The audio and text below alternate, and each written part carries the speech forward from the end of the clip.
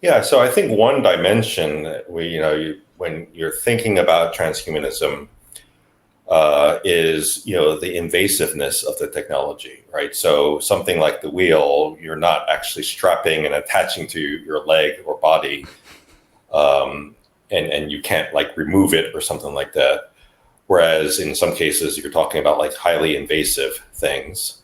And then the other thing, another dimension to talk about is how things can be used and misused.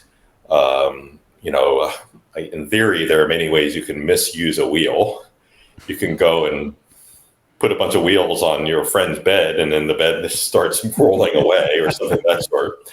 Um, but when something is less invasive, then there's less, I guess, less of a dangers, or fewer dangers. They're still dangers, but the more invasive something gets, the more concern there is in terms of things like side effects or privacy or even things like control, where and so there's all those different types of dimensions. So again, the topic of transhumanism is broad, and it's also how you want to define it. So you'll find people when they talk about, they're going to define it in different ways to different levels of invasiveness.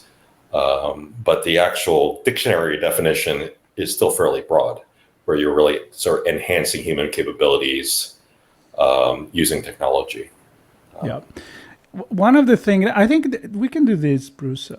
This episode is kind of like a general introduction of all the topics that are around this. And then I think in the next episode, we could kind of like focus more on some, like, again, integration with computer, expanding our intelligence and creating, I don't know, another me. That's one thing that Ray talks about in the book, and how weird that may sound, but it also come out how we don't really know exactly yet how our brain is working.